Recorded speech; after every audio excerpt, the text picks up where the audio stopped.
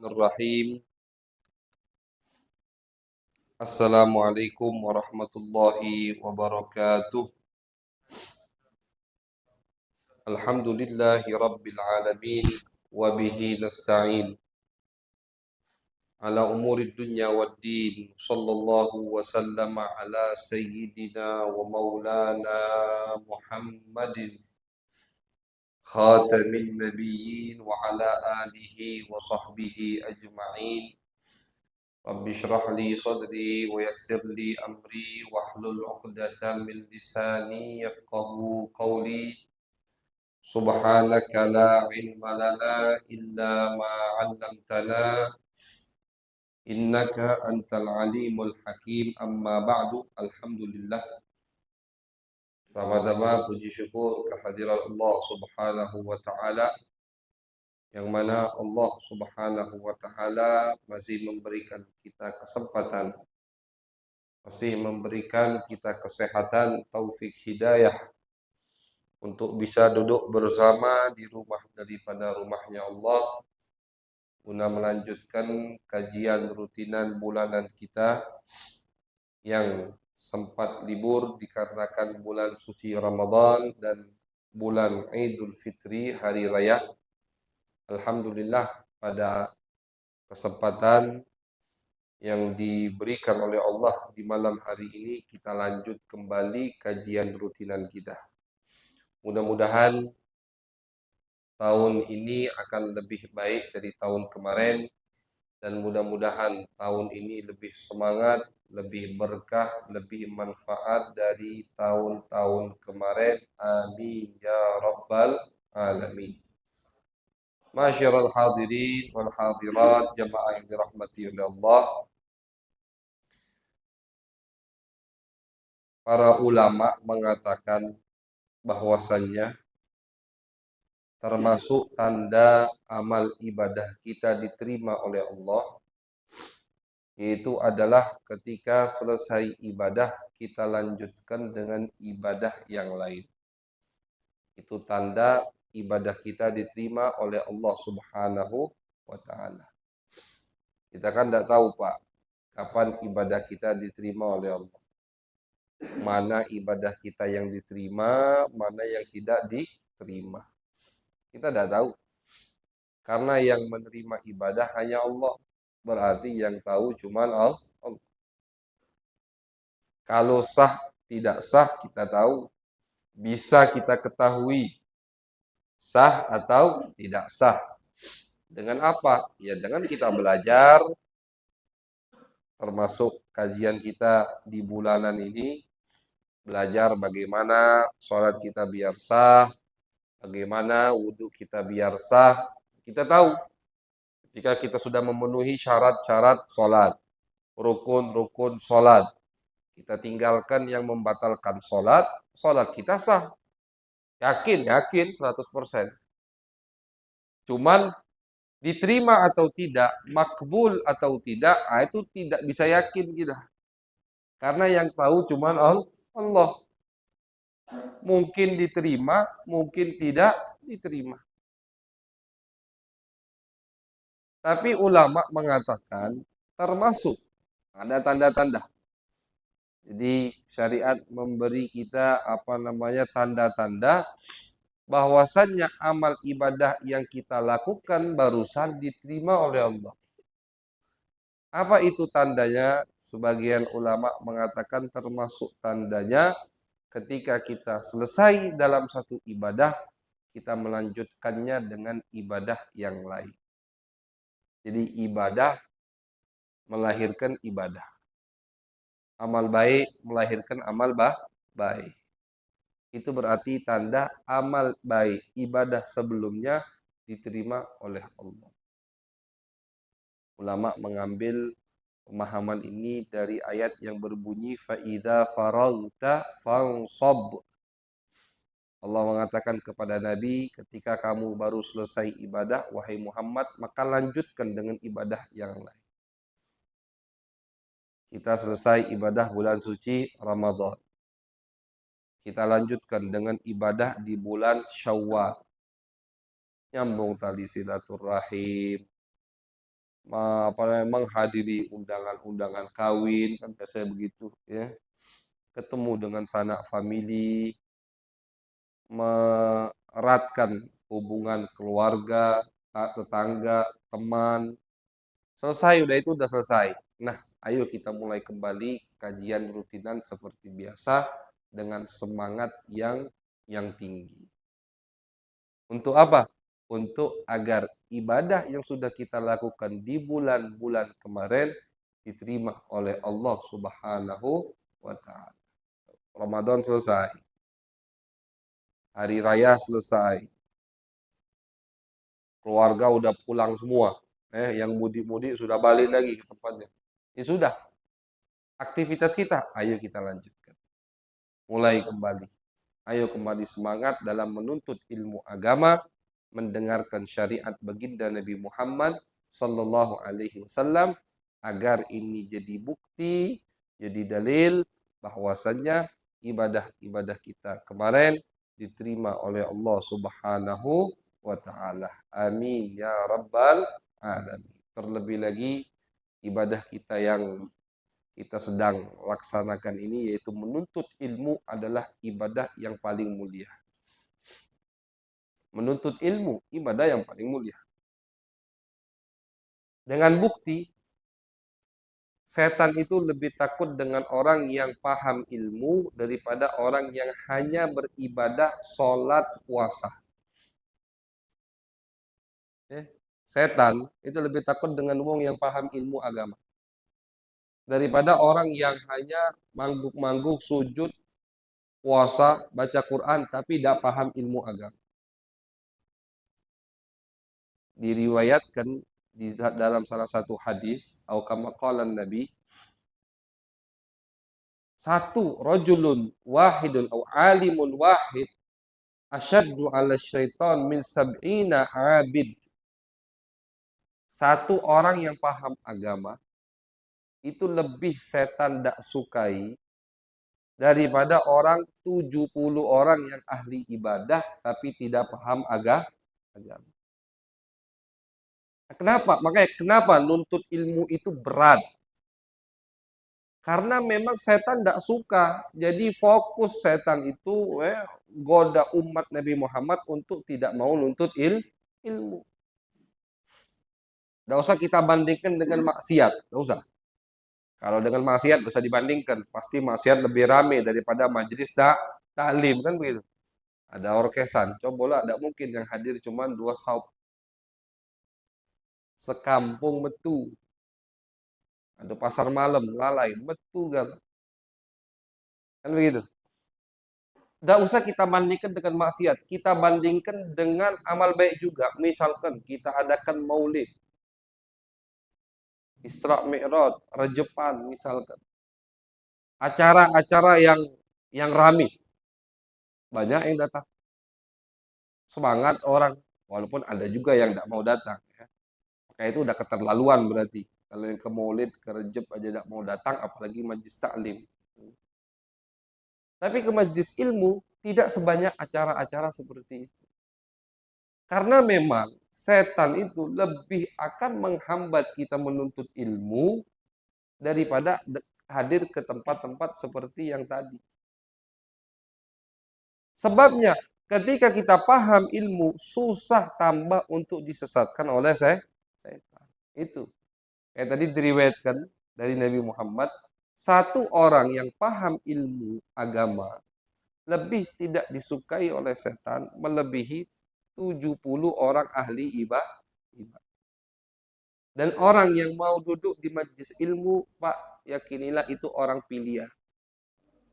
Gak usah Bapak yang majlis taklimnya mingguan, ya, bulanan. Anak di pondok pesantren saja, waduh, cobaannya macam-macam.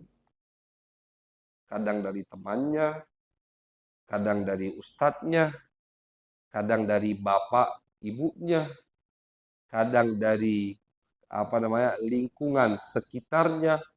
Pokoknya sama setan dicari bagaimana caranya agar ini anak tidak menjadi orang alim, tidak selesai mondoknya. Karena kalau dia selesai paham agama, Aku susah menyesatkan orang yang ada di sekitarnya. Taruhlah dia balik ke desa Bangunjaya. Ada berapa ratus orang muslimin di Bangunjaya ini. Berarti ketika orang alim ini tinggal di desa Bangunjaya, orang Bangunjaya misalkan, mondok selesai. Orang yang selesai mondok, ilmunya bermanfaat, melihat kemungkaran pasti tidak diam. Pasti dijelaskan. Melihat yang sesat pasti diluruskan. Nah ini kan jadi musuh setan. Nah, makanya setan tidak mau. Tapi orang yang ahli ibadah, ya udah ibadah di masjid, majulah kau ibadah dewe. Si kau ibadah 1000 aku sesatkan. Gitu. Oleh karena itu Imam Syafi'i mengatakan nuntut ilmu agama seperti ini lebih afdol daripada sholat 2 rakaat atau sholat sunnah. Misalkan kita nuntut ilmu 45 menit. Sholat sunnah nafal mutlak 45 menit. Kira-kira berapa rakaat kita dapat dalam 45 menit misalkan. Misalkan 100 rakaat misalkan. Kata Imam Syafi'i lebih afdol nuntut ilmu 45 menit daripada 45 menit tadi kita gunakan untuk sholat sunnah 100 rakaat. Ini Imam Syafi'i yang ngomong, bukan kita. Imam Syafi'i, kalau tidak percaya, di akhirat tanya sama Imam Syafi'i, ngapa ngomong saya itu? Dan beliau sebutkan dalilnya. Apa kata beliau dalil? Karena kata beliau dalilnya, orang yang beribadah 100 rakaat 45 menit, manfaatnya itu la yata'adda, tidak mengenai orang lain, cuman untuk dirinya. Tapi orang yang nuntut ilmu, kita nuntut ilmu di sini, tahu hukum, tahu syariat Nabi Muhammad SAW, dengar hadis Nabi, dengar ayat Al-Quran. Manfaat ilmu kita ini akan kemana-mana. Kita balik ke rumah, cerita ke orang rumah, kita ajari lagi ke anak kita, kita ajari lagi ke teman kita, diajari lagi ke murid-murid yang lain, saling menyampaikan. Nah, ini kan manfaatnya kemana-mana. Makanya kata Imam Syafi'i, lebih baik nuntut ilmu daripada sholat sunnah nafal mutlak. Kalau suruh milih, bukan artinya, oh jangan sholat sunnah nih, tidak. Imam Syafi'i juga ahli ibadah. Tapi kalau misalkan disuruh milih 45 menit, nuntut ilmu, duduk manis, fokus, atau 45 menit, sholat nafal mutlak sunnah, dapat 100 rakaat, kata Imam Asy-Syafi'i lebih afdal nuntut ilmu. Saking pentingnya ilmu agama. Jadi kenapa ilmu agama penting? Karena setan, iblis paling tidak suka dengan orang yang paham ilmu agama. Paling takut. Tentu yang dimaksud ilmu agama yang bermanfaat, yang berkah, yang menjadikan kita makin bertakwa kepada Allah Subhanahu wa taala. Jangan mimpi bertakwa, Pak, kalau kita tidak tahu ilmu agama. Oh, aku pengen jadi orang yang bertakwa, wudhunya tidak benar. Ya, mustahil bertakwa. Karena sholat Anda belum sah. Sahkan dulu, baru hasilnya nanti bertakwa. Benarkan dulu ibadah yang Allah wajibkan, hasilnya baru dapat kedudukan yang tinggi di sisi Allah, dapat sifat bertakwa, jadi orang yang soleh. Dari mana itu semua? Dari ibadah-ibadah kita yang sah dianggap oleh syariat baginda Nabi Muhammad sallallahu alaihi wasallam. Diriwayatkan, diceritakan oleh Al-Imam Ibnu Allan di syarah kitab Al-Adhkar.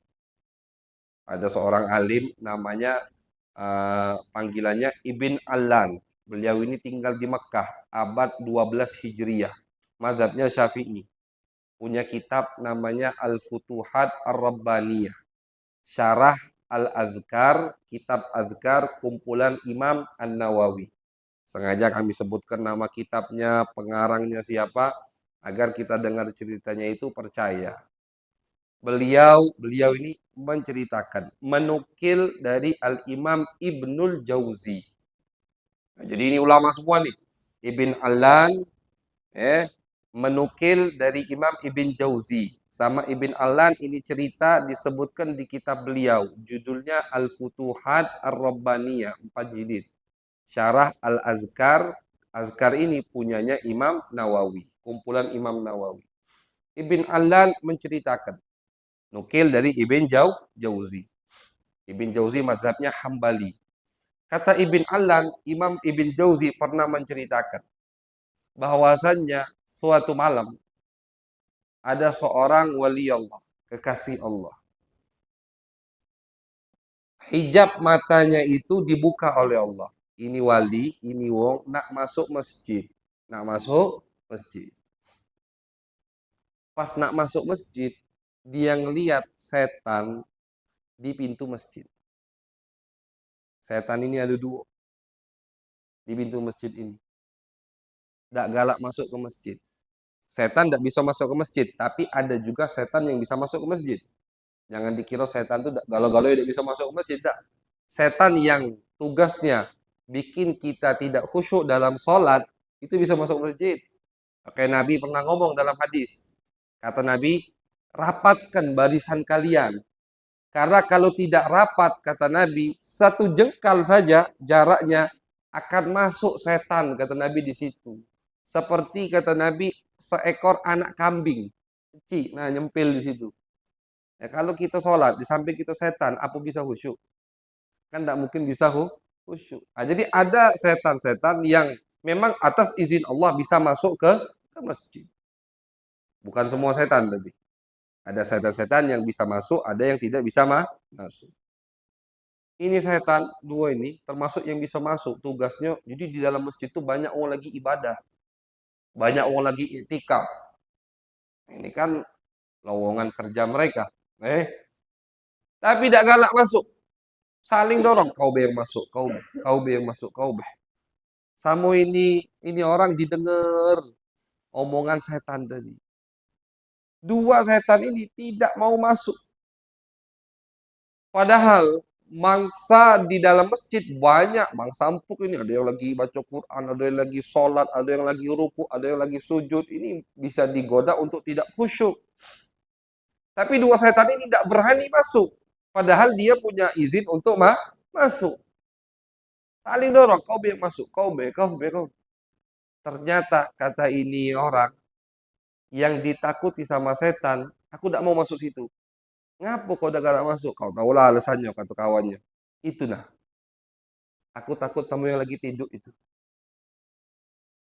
Ternyata di dalam masjid ada 1 orang lagi selonjoran, lagi nguling, tidur lagi.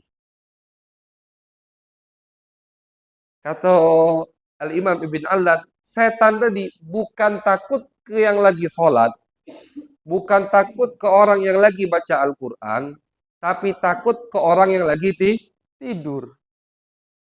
Nah, kok aneh, kok bisa setan takut sama yang lagi tidur? Tidak takut sama yang lagi ibadah, yang lagi sholat, yang lagi zikir, yang lagi baca Al-Quran. Kata 2 setan tadi, jadi 2 setan tadi tidak mau masuk ke masjid, alasannya takut sama orang yang lagi tidur di dalam masjid. Penasaran ini orang akhirnya. Masuk dia langsung. Pengen tahu siapa yang lagi tidur ini. Pas dijingok yang lagi tidur Al-Imam Ibrahim bin Adham. Yang lagi tidur seorang kekasih Allah. Paham ilmu agama, alim Ibrahim bin Adham. Oh, tidak tahunya setan takut sama dia. Padahal lagi tidur. Tidak takut sama yang lagi ibadah. Karena yang lagi ibadah ini ilmunya tidak sama dengan ilmu Ibrahim bin Adham. Ibrahim bin Adham ahli ibadah, juga paham ilmu agama. Sedangkan yang ibadah tadi di masjid cuman ahli ibadah. Bagus, bagus. Ibadah, Wak. Bukan maksiat, bagus. Cuman kalau dibandingkan dengan Ibrahim bin Adham, levelnya jauh. Karena ini orang paham ilmu agama. Jadi orang yang paham ilmu agama tidak nyobe buat setan takut. Nah itu. Tidak nyobe buat setan takut. Apalagi kalau dia lagi baca Quran. Apalagi kalau dia lagi sholat. Lagi zikir. Tak berani setan marah ini. Nah, ini cerita dinukil sama Imam Ibn Allan dari Al-Imam Ibn Al-Jauzi. Nak percaya silahkan, tak percaya ya sudah. Tapi hati-hati, tidak percaya terjenguk setan yang di depan masjid. Nauzubillah min dzalik.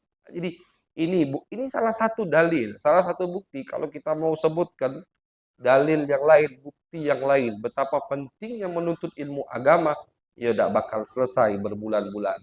Karena banyak sekali dalil, baik dari Al-Quran, atau hadis Nabi Muhammad, atau kalamul ulama, yang membuktikan bahwasannya menuntut ilmu agama adalah amalan yang paling mulia. Amalan yang paling mulia. Jadi jangan dianggap kita ini cuma aktivitas bulanan biasa. Jangan, kita capek, siang mungkin banyak yang kerja, malam harus pergi majelis taklim, kan begitu. Aktivitasnya mungkin padat dari pagi sampai ke malam. Kita semua capek, tapi capeknya kita untuk agama baginda Nabi Muhammad Sallallahu Alaihi Wasallam. Jangan kita anggap ini sia-sia. Semua ada ganjarannya dari Allah, pasti dibalas sama Nabi Muhammad Sallallahu Alaihi Wasallam. Kita mau nuntut ilmu, mau mengajak orang, mau mengumpulkan orang, semua pasti dibalas sama Allah. Ya, karena kita lakukan ini untuk Allah, untuk Nabi Muhammad, untuk orang dengar ilmu Nabi Muhammad, untuk orang tahu syariat Nabi Muhammad Sallallahu Alaihi Wasallam, maka semua pasti akan dibalas oleh Nabi besar Muhammad Sallallahu Alaihi Wasallam. Jadi amalan-amalan seperti ini jangan disepelekan, karena ini bukan hal yang sepele. Ini adalah aktivitas yang luar biasa, nuntut ilmu agama. Nah, jadi insya Allah setelah libur Ramadan dan hari Lebaran, kita lanjut kajian kita dengan semangat yang membara untuk mendengarkan kajian ilmu syariat baginda Nabi besar Muhammad Sallallahu Alaihi Wasallam. Mudah-mudahan kita selalu diberi taufik hidayah oleh Allah, selalu diberikan kesehatan, kegampangan untuk menghadiri majlis-majlis ilmu. Amin ya rabbal alamin. Faslun yusannu raf'ul yadain fi arba'ati mawadhi' inda takbiratil ihram wa inda ruku' wa inda al-i'tidal wa inda al-qiyami minat tasyahhudil awal. Pembahasan kita malam hari ini berkaitan dengan hayatus shalah. Jadi sunnah di dalam ibadah sholat itu dibagi dua. Sunnah-sunnah di dalam ibadah sholat dibagi dua. Yang pertama ab'adus sholah. Yang kedua hayatus sholah. Apa bedanya? Kita jelaskan. Ab'adus sholah adalah sunnah-sunnah. Ini hanya di dalam ibadah sholat ya. Yang kita bahas sunnah-sunnah di dalam ibadah sholat.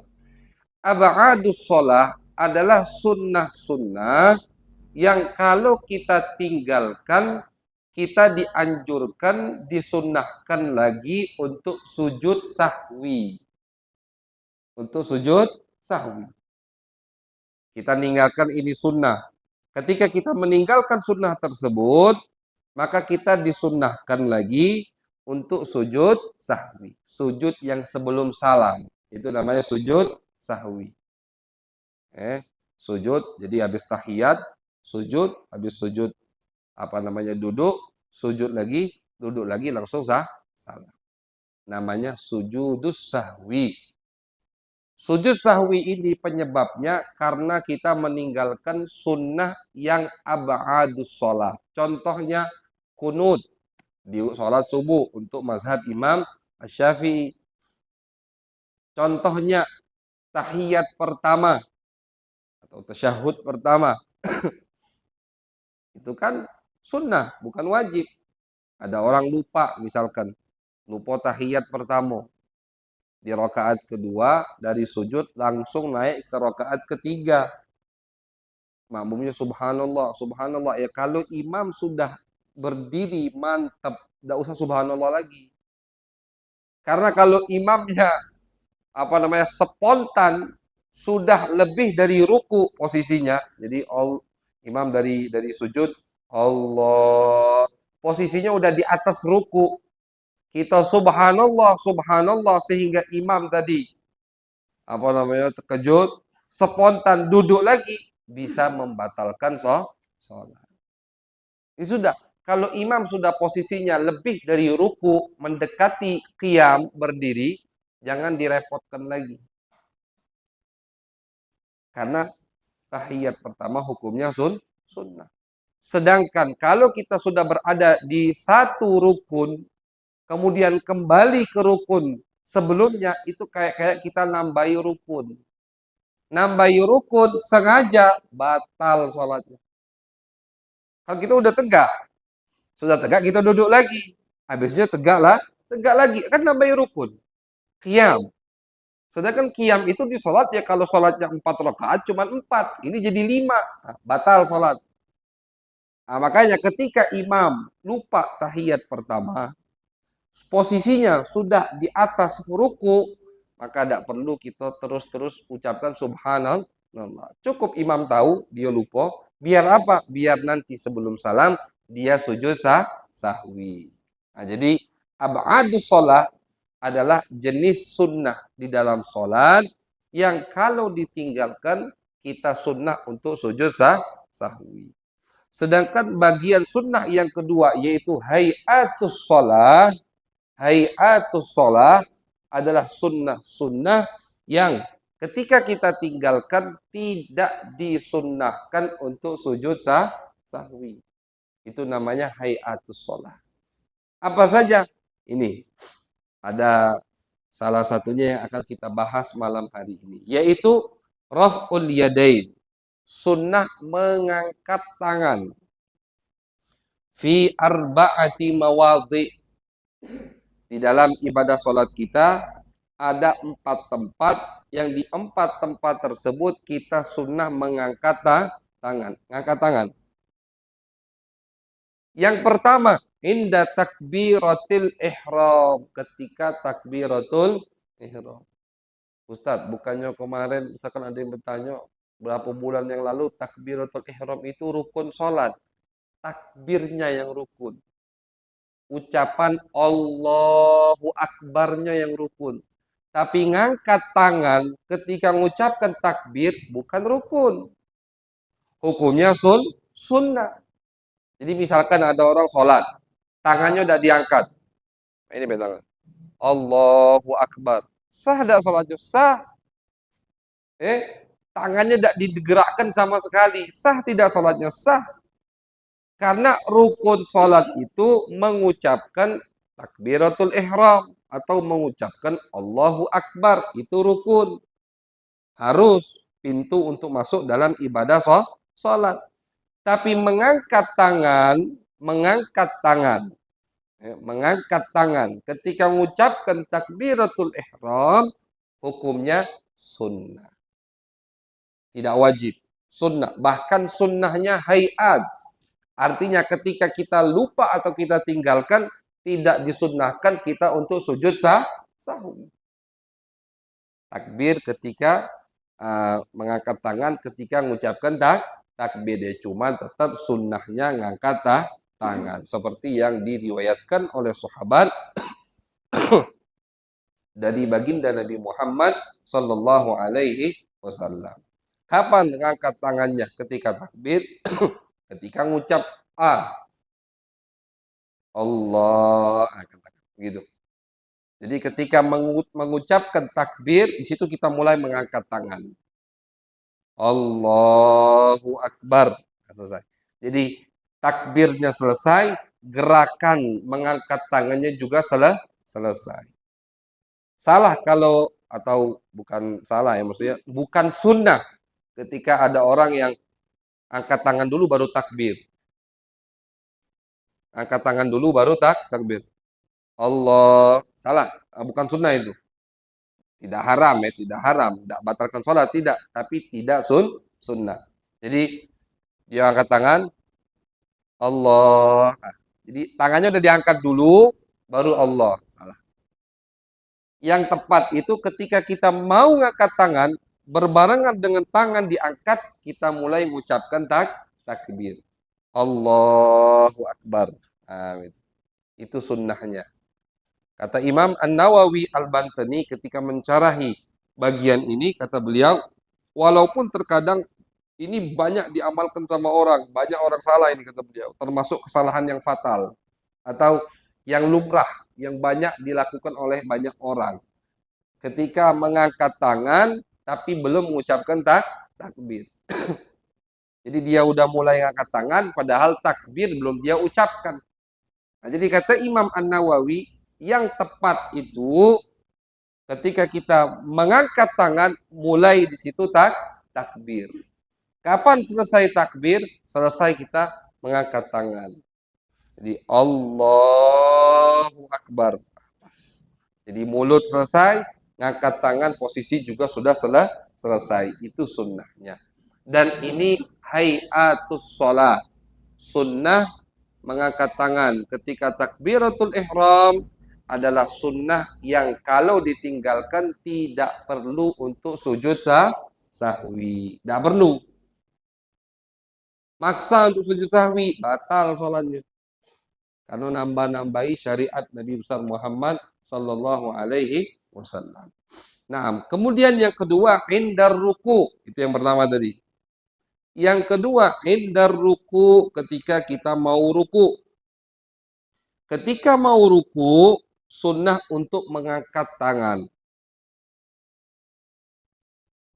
Selesai baca surat, nah ruku. Allahu Akbar. Nah, itu. Allah. Jadi jangan Allahu Akbar. Tidak mengamalkan sunnah berarti. Sebelum kita ruku, selesai baca surat, ketika mau ruku, sunnah juga. Barengan dengan mengucapkan takbir, kita ngangkat tangan. Selesai baca surat, mau ruku, Allah. Jadi Allah, itu sunnah ini. Karena ngangkat tangan itu begini. Maksudnya. Allahu Akbar sambil ruku. Sunnah. Ya. Jadi kalau tangannya begini, kemudian mau ruku langsung Allahu Akbar, tidak mengamalkan sunnah. Sunnah. Ini di setiap rakaat.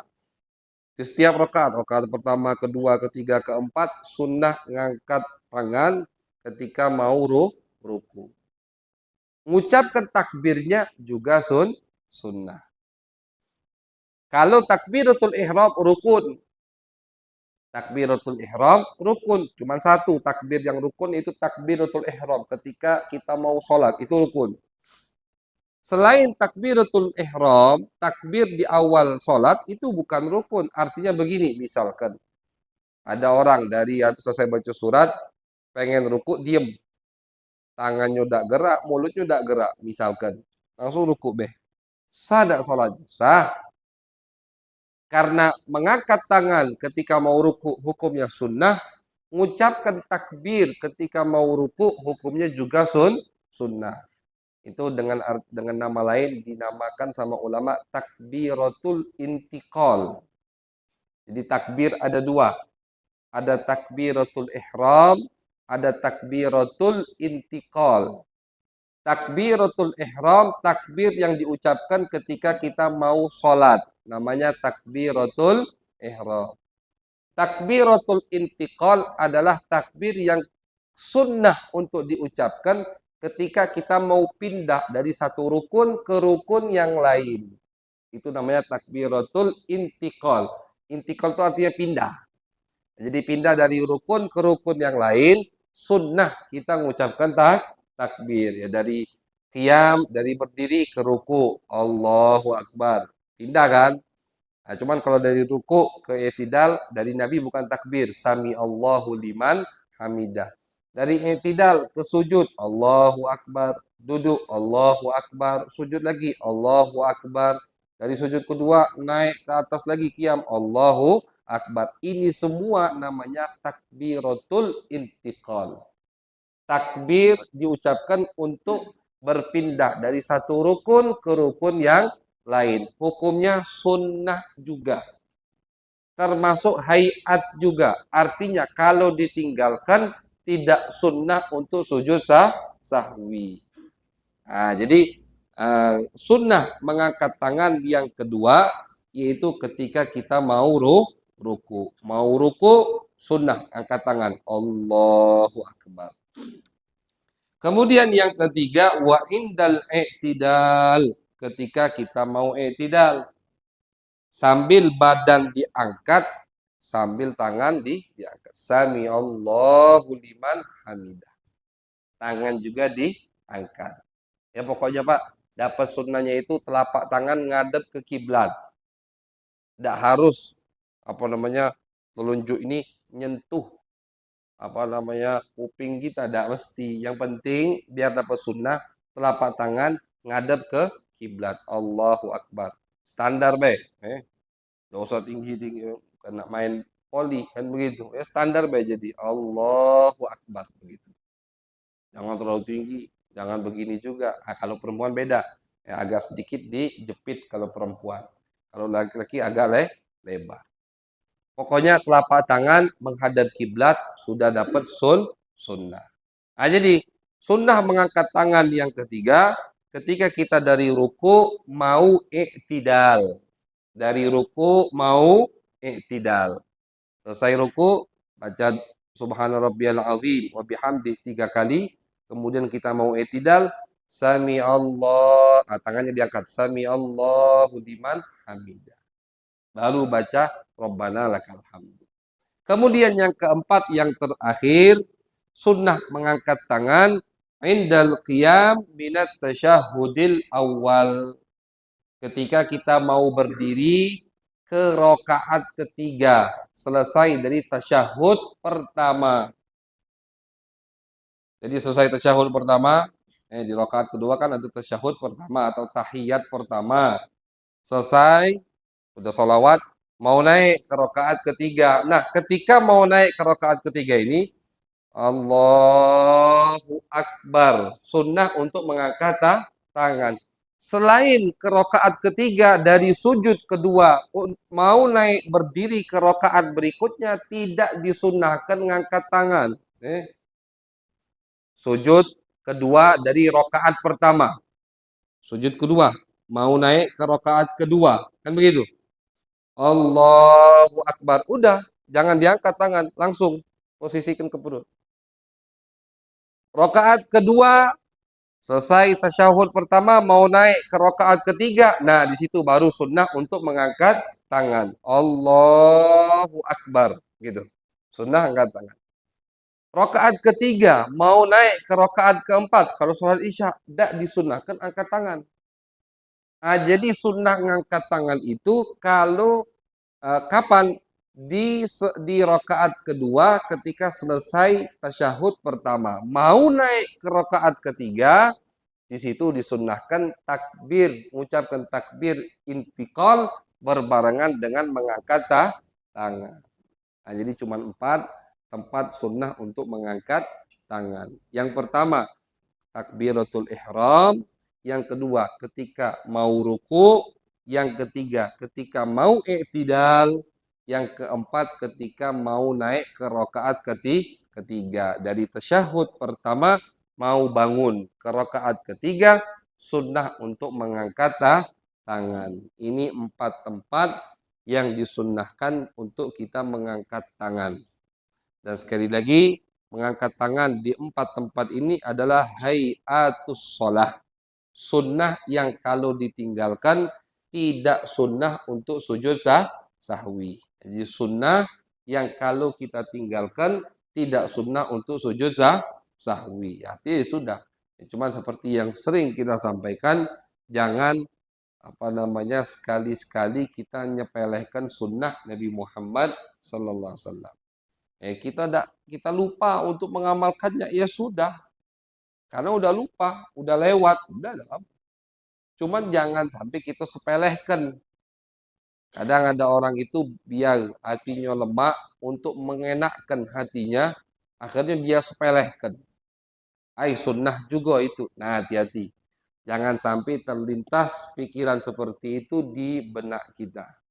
Karena ketika kita nyepelehkan sunnah Nabi, yang murka Allah Subhanahu wa ta'ala. Beda. Orang yang tidak mengamalkan sunnah Nabi dengan orang yang tidak mengamalkan sunnah Nabi dibarengi dengan nyepelehkan. Itu beda. Kita lupa bawa siwak, sudah. Tak dapat pahala. Kita lupa misalkan ke masjid masuk kaki kanan. Termasuk kaki kiri, ya sudah. Tapi jangan sampai untuk menghilangkan rasa bersalah karena tidak mengamalkan sunnah tersebut, akhirnya kita nyepelehkan sunnah tersebut. Sunnah juga. Nah, jangan itu. Kata-kata seperti itu tidak bagus. Karena lama kelamaan akan makin sering, makin banyak nyepelehkan sunnah Nabi. Orang yang sering nyepelehkan sunnah Nabi, disebutkan sama Nabi hukumannya dari Allah, lama kelamaan akan nyepelehkan yang diwajibkan sama Allah. Pasti itu. Dikit-dikit disepelekan sunnah, ada salat habis 2 rakaat habis isya, sunnah juga, tidak usah lah. Tidak usah salat witir, sunnah juga. Atau dia mengenakkan tadi, kadang malah pakai seharusnya kita senang. Seharusnya kita senang ketika hati kita terusik atau terganggu, pikiran kita tidak tenang ketika kita meninggalkan sunnah Nabi. Harusnya senang. Kita meninggalkan sunnah Nabi. Ngerasa udah lemah. Senang kita harusnya. Kenapa harus senang? Karena alhamdulillah kita memiliki kesadaran yang luar biasa. Jangankan meninggalkan yang wajib, kita tidak sengaja meninggalkan yang sunnah saja, sudah sumpah, kepikiran, bagus. Harus terus dikembangbiakkan itu, dirawat perasaan itu. Dengan apa dirawat? Dengan diomeli terus. Awal nafsu kita, iya kau tadi meninggalkan sunnah Nabi. Pahalanya besar itu. Apa udah kau lakukan? Kepikiran semalam, bagus Pak. Besok, tidak bakal dia tinggalkan itu sunnah. Tapi kalau kita padamkan perasaan seperti itu, nah rugi. Yang tadinya hatinya bagus, ketika meninggalkan sunnah Nabi, dia terusik, dia terganggu, kepikiran, sama dia dipadamkan. Itu kan sunnah juga. Sehari, besok, itu kan sunnah juga. Lama-kelamaan, tidak ada nilai sunnah di matanya. Na'udzubillah min dzalik. Kalau sunnah Nabi sudah tidak bernilai di matanya, lama-kelamaan kewajiban dari Allah pun akan tidak bernilai di matanya. Akhirnya, meninggalkan yang wajib juga gampang untuk dirinya.